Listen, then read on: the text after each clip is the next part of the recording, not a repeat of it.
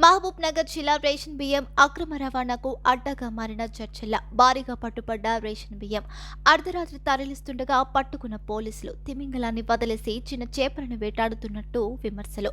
దాదాపు 30 క్వింటాలు ఉంటున్నాయని అంచనా. ఎవరివి బియ్యమని విచారణ చేస్తున్న పోలీసులు లోతుగా విచారిస్తే పెద్ద తలకాయలు బయటపడే అవకాశం. ఇటీవల నాగర్ కర్నూలు జిల్లా తిమాసిపేట మండలంలో భారీగా పట్టుబడ్డ రేషన్ బియ్యం అధికారులను మేనేజ్ చేసి సులభంగా తప్పించుకున్న తిమింగలం. ఇదంతా చూసి చూడనట్టుగా వ్యవహరిస్తున్న అధికారులు ఈ అక్రమ రవాణాకు ముఖ్య కారకుడు ఎవరు తెలిసి కూడా ఏమీ చేయలేకపోతున్నారా అధికారులు?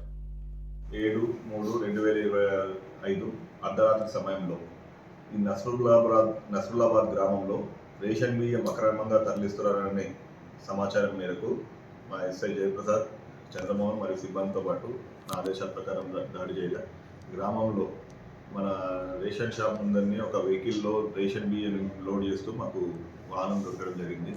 అటు వాహనాన్ని నేను తీసుకొచ్చి ఇమీడియట్గా మనం విజిలెన్స్ వాళ్ళకి ఇన్ఫార్మ్ చేయడం జరిగింది. విజిలెన్స్ వాళ్ళు కూడా దానిపై పంచనామా కండక్ట్ చేస్తున్నారు. వాళ్ళ పంచనామా అనంతరం వాళ్ళ ఫిర్యాదుపై కేసు నమోదు చేయడం జరుగుతుంది. బాధ్యులు ఎవరైనా కానీ వాళ్ళని చట్ట ప్రకారం శిక్షించడం జరుగుతుంది. రేషన్ బియ్యం అందాద 25 నుంచి 30 క్వింటాల వరకు రేషన్ బియ్యం మనకు పట్టుబడడం జరిగింది. వాహనాన్ని కూడా సీజ్ చేయడం జరిగింది. సార్, ఈ మధ్యకాలంలో ఇలాంటివి చాలా జరుగుతాయి. అంటే బాధ్యులు ఎవరైనా సరే ఎట్టి పరిస్థితుల్లో మా దగ్గర నుంచి చర్యలు అనేవి కఠినంగా ఉంటాయి. అండ్ అందరూ పర్టికులర్ ఈ రేషన్ షాప్స్ పైన వాటిపైన మా తరఫున కూడా నిఘా పూర్తిగా ఉంటుంది. ఎక్కడ ఎటువంటి ఇన్సిడెంట్ జరిగినా కానీ ఎట్టి పరిస్థితుల్లో చట్ట ప్రకారం చర్యలు తీసుకోవడం జరుగుతుంది.